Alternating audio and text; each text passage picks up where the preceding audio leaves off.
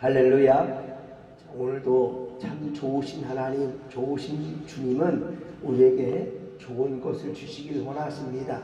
그러기에 오늘도 생명의 말씀을 주십니다. 우리가 멸망하는 대로 그냥 내버려 둔다 한다면 절대로 이 시간도 주의 종을 세워 말씀을 전하게 하지 않을 것이고 우리를 깨워주시지도 않으실 것입니다. 하지만 우리의 생명을 오늘 허락하셨고 오늘 분명히 하나님 우리와 함께 하시며 우리도 웃게 해주실 줄로 믿습니다. 오늘도 우리와 함께 하시며 은혜 베풀어 주실 주님을 기대하며 감사와 찬양을 주 앞에 올려드리십시다. 오늘 주시는 말씀은 에스겔 7장 10에서 13절의 말씀입니다. 여러분, 하나님의 분노는 하나님 앞에서 인간이 어떤 존재인지를 분명히 알게 해주십니다. 입술로는 하나님의 영광과 또한 기쁨이 되겠다라고 그렇게 말하지만은 하지만 늘 내 영광, 내 기쁨과 그것에 목매여 있지 않았습니까? 또한 입술로는 하나님의 영광과 그 기쁨을 위한다고 하면서 우리는 하나님을 찬양하기보다 세상 노래하는데 우리는 정신이 팔려 살았어요.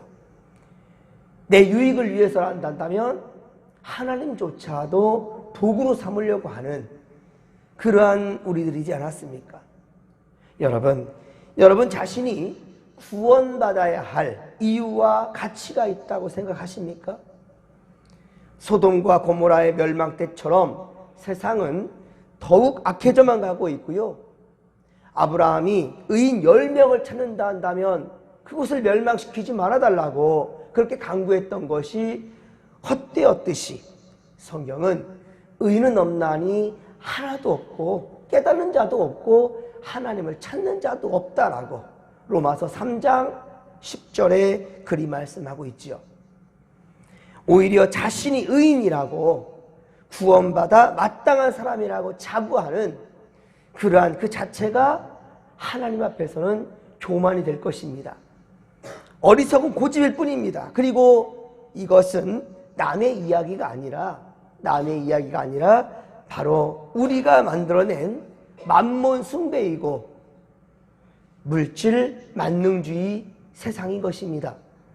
그러므로 우리 또한 하나님의 분노와 징벌이 마땅한 존재일 뿐이라는 것이죠. 그런데 하나님은 구원을 계획하셨고 인간의 몸을 입고 세상에 오셔서 우리 대신에 죽어주심으로 구원을 이루어 주셨습니다. 그리고 약속대로 다시 오신다고 주님 그리 말씀하셨고 우리는 재림하실 주님을 오늘날 우리는 기다리고 있는 겁니다.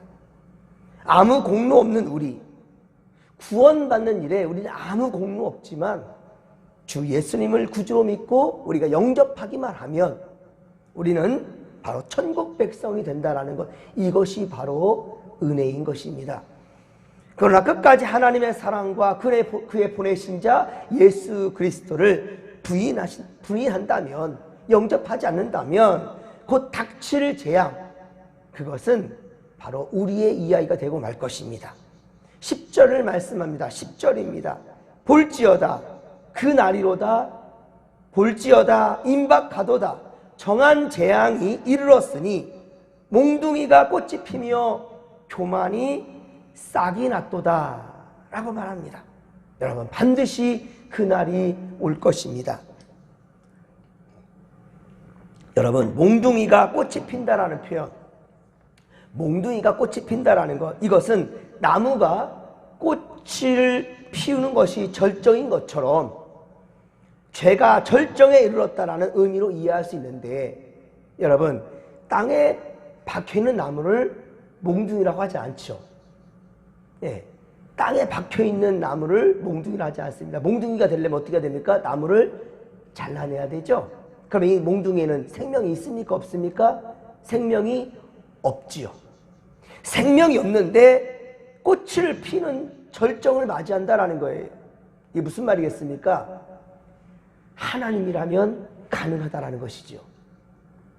하나님이라면 가능하다라는 거예요. 그런데 이 하나님은 가능하다라는 것은 지금 여기에서 표현한 몽둥이가 꽃을 핀다라는 것은 긍정적인 말은 아니지요. 긍정적인 말은 아닙니다. 부정적인 말입니다. 여러분, 노아 홍수 때처럼 죄악의 세상에 관영할 때에 더 이상 하나님은 그냥 지켜만 보지 않는다는 거예요. 반드시 심판하신다는 것이지요. 하지만 어떻습니까? 심판 뒤에 무지개를 예비하시고, 노아 방주를 먼저 예비하시죠. 그래서 방주로 오는 자는 살 수 있어요. 지금 이 어두워져가는 이 세상 가운데에 여러분, 하나님께로 나온 자는 살 수 있다는 거예요. 그리고 마지막 그날이 오면 이제 그때에는 아무리 소리치고 고함치며 주님을 부른단다 할지라도 이미 벌써 기회를 놓치는 겁니다.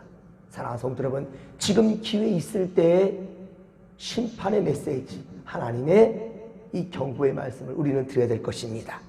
또한 교만이 싹이 난다. 교만이 싹이 난다라는 것은 싹에서 잎과 줄기와 그리고 열매까지 열리게 되듯이 이스라엘의 교만이 왕성하게 자랄 정도로 그렇게 성장하게 된다는 거예요.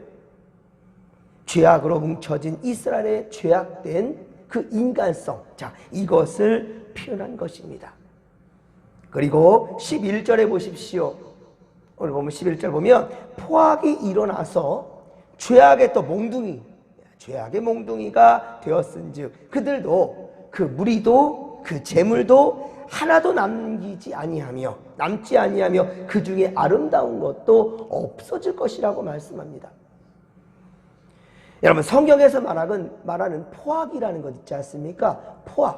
이 포악이라는 말은 가난하고 힘없는 약자를 무시하고 괴롭히는 것, 함부로 대하는 것, 이것을 바로 포악이라 성경은 일괄적으로 얘기하고 있습니다. 이스라엘은 이러한 포악으로 가득한 존재였다라는 거예요.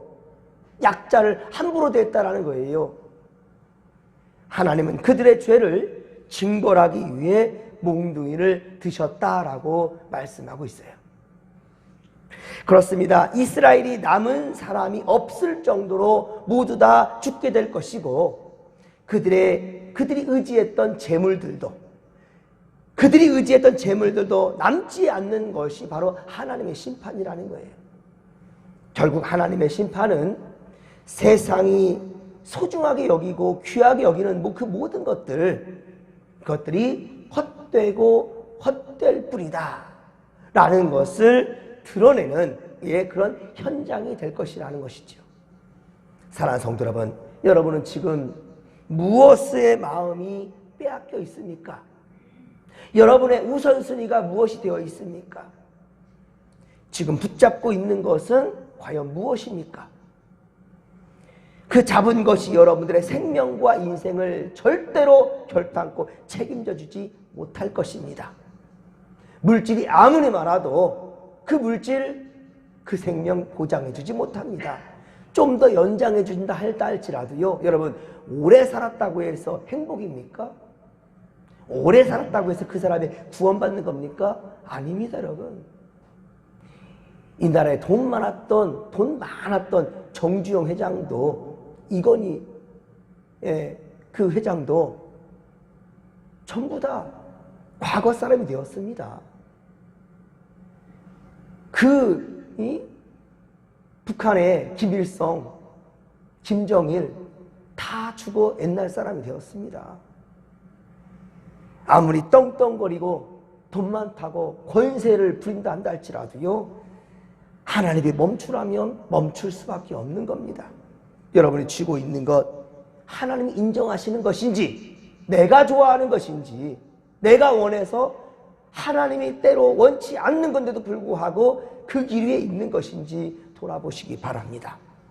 우리가 제 아무리 아름답게 여기고 소중히 생각하며 의지했던 그 모든 것들도 영원한 것은 없다라는 거예요. 다 없어지고 말 것입니다. 그래서 이사야 40장 8절에 보면 풀은 마르고 꽃은 시드나 우리 하나님의 말씀은 영원히 서리라 라고 말씀하고 있어요. 오직 하나님만이 영원하며 그 말씀이 우리 안에 영원할 것이라. 또한 우리를 영원한 세상으로 인도하신다라는 것. 영원한 세계로 인도하는 그것이 바로 하나님의 말씀이라는 것을 명심하시기 바랍니다. 그럼 여러분, 오늘 본문의 말씀에서 희망이 보이십니까? 오늘 본문의 말씀에서 희망이 보이냐는 거예요. 하나님의 심판에서는 어때요? 희망은커녕 다른 어떠한 절망밖에 보이지 않지 않습니까? 희망과는 오히려 반대인 절망이 보이지 않습니까? 오늘 말씀 가운데. 하지만 여러분, 희망이 있습니다. 왜 희망이 있을까요? 하나님께서 지금 말씀하는 것을 산 자들이 듣고 있기 때문입니다. 세상에 희망 둘 곳이 또한 없음을 우리가 알게 될 때, 세상에 희망이 없다라고 말할 때, 세상에서 희망 둘 곳이 없다라는 것을 우리가 깨달았을 때, 여러분, 그것이 심판이 주는 희망이라는 거예요. 역설입니다. 이 무슨 말일까요, 여러분? 왜냐하면 세상이 아닌 하나님께 희망을 두게 되기 때문이지요. 세상에 아무리 찾아봐도 희망 둘 곳이 없다라는 것을 깨달았을 때, 그럴 때는 어떻습니까? 이 세상을 지으신 하나님을 바라보게 된다는 것이지요. 그것이 바로 희망의 정점이라는 것이고 결말이라는 거예요. 영원한 나라 천국을 우리는 그러므로 소유하게 된다는 것입니다. 세상 것 아무리 많이 가져도 절대로 천국 갈 수 없습니다.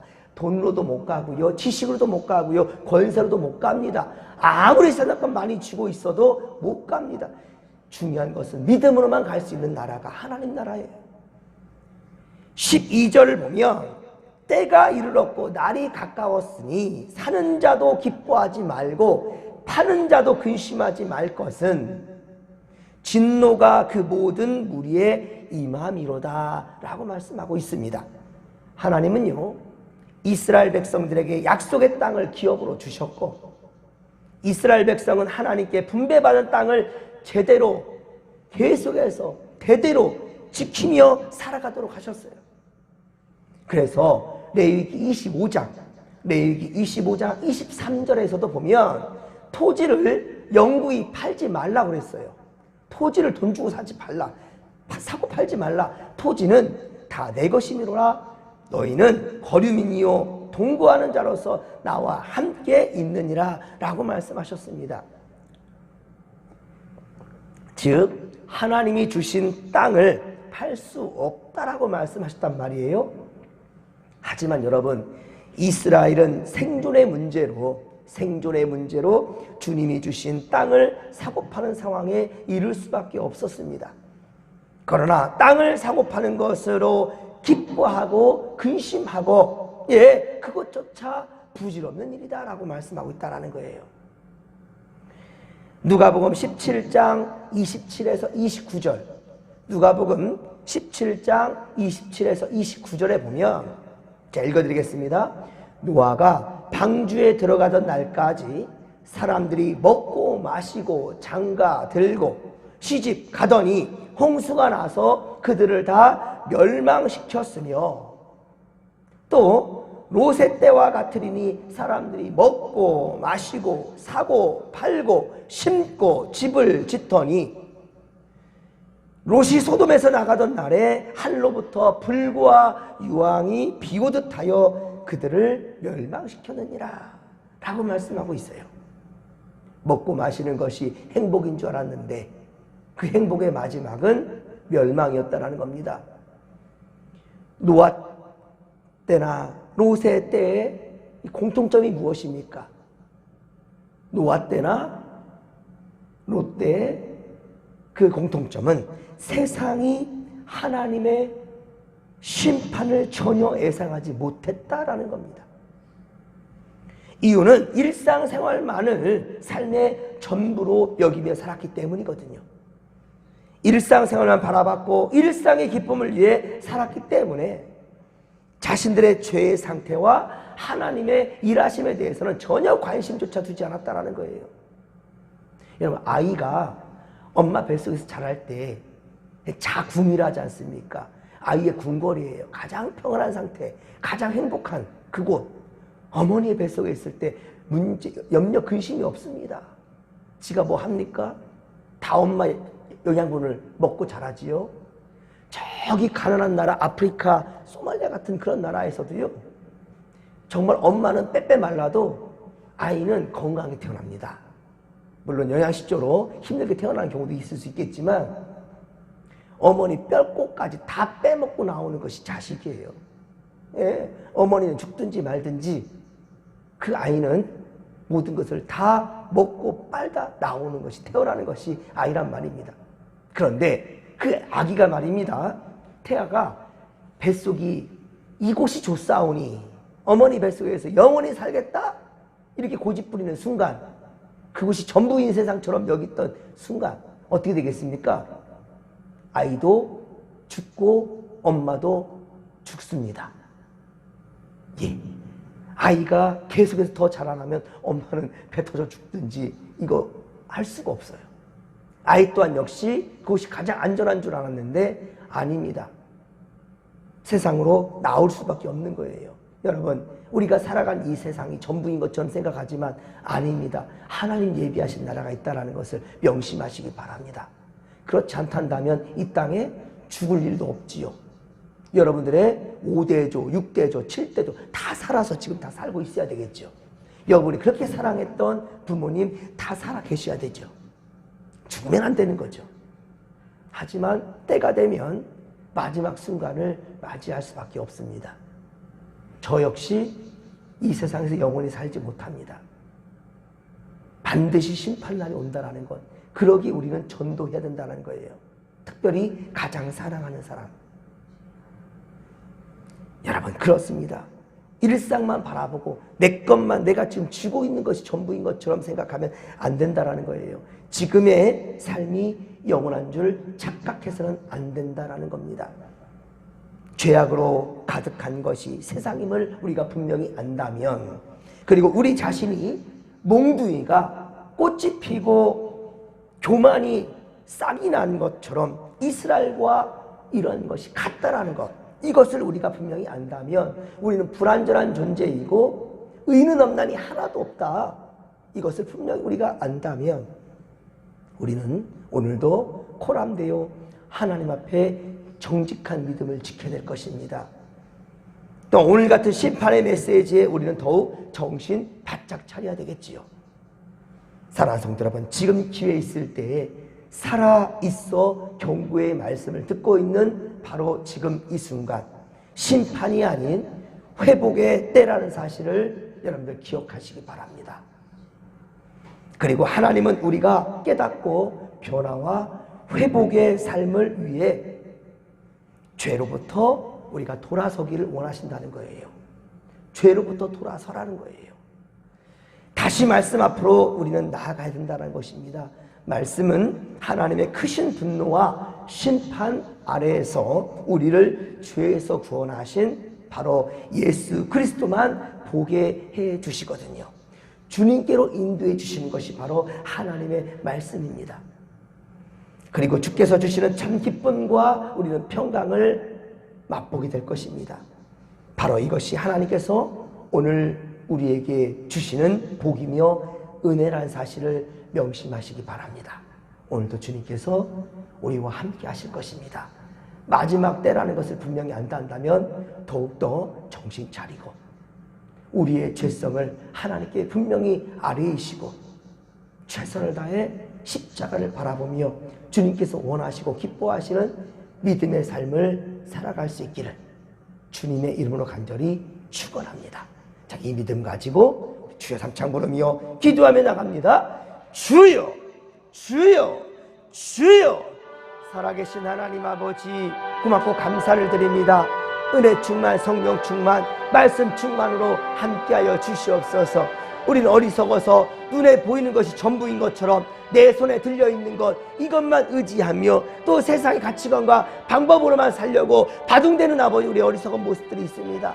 하지만 하나님 아버지요, 아버지께서 아니라 한다면, 하나님께서 아버지요 그것을 거두신다면 우리는 아무것도 우리 누릴 수 없고 영원한 것 아무것도 없다라는 것, 주여 그런데 이것을 깨닫는 것이 아버지 우리에게 기회이며 희망이라는 것, 절망 가운데 세상 것들을 다 잃어버리는 절망 가운데 오히려 우리는 희망을 발견하게 되오니 하나님 아버지여, 이것이 바로 우리를 살게 할 것이고 또 우리가 살았단다면 우리 사랑하는 이들에게 이것을 전하며 분명히 하며 생명 살리는 역사 위에 최선을 다할 것입니다.